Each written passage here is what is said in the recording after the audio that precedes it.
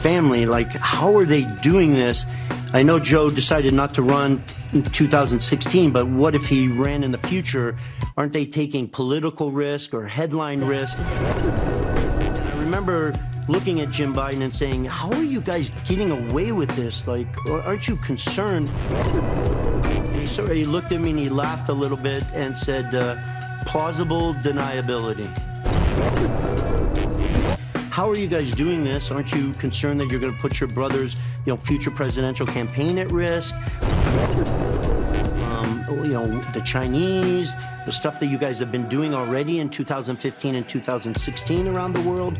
And I just can almost picture his face where he sort of chuckles and says, good patriots in the U.S. military and their global partners asked Trump to run for president so they could take back control of America legitimately without alarming the public.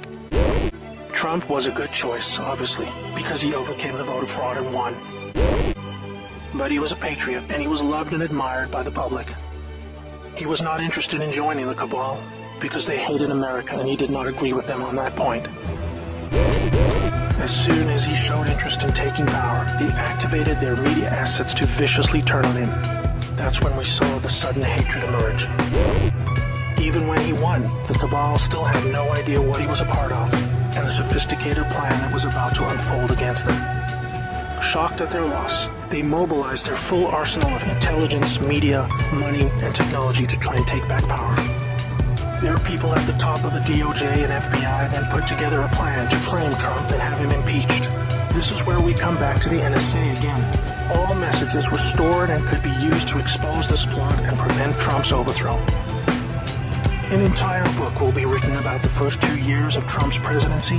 False flag terror attacks, down planes, missile alerts, assassination attempts. Here's the point. The world is currently experiencing a dramatic covert war of biblical proportions. Literally the fight for Earth, between the forces of good and evil. I can't put it in simpler terms, but I can say it appears the good guys are winning. The cabal had complete control over North Korea. They hijacked the Kim dynasty, took them hostage, and worked to build up a nuclear arsenal to threaten the world. Kim Jong-un suddenly embracing peace was simply because the deep state were beaten and driven out. ISIS was also destroyed in the year following Trump's win. We are all starting to see the pattern now, that enough time has passed, that our biggest global concerns are starting to recede, and peace is returning. It is all evidence that the good guys are winning the war. There are, of course, those who do not want us to speak. Damn it! Why? Because while the truncheon may be used in lieu of conversation, words will always retain their power. Our source not the Russian government. Words offer the means to meaning and war. Those who will listen, the enunciation of truth. And the truth is, there is something terribly wrong with this country, isn't there?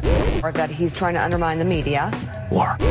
He could have undermined the messaging so much that he can actually control exactly what people think, and that is our job. Yeah, if you look And injustice, intolerance, and oppression. And where once you had the freedom to object, to think and speak as you saw fit, you now have censors and systems of surveillance coercing your conformity and soliciting your submission. We need cameras. How did this happen? Who's to blame? Well, certainly there are those who are more responsible than others, and they will be held accountable. But again, truth be told, if you're looking for the guilty, you need only look into a mirror. Because he is who he is.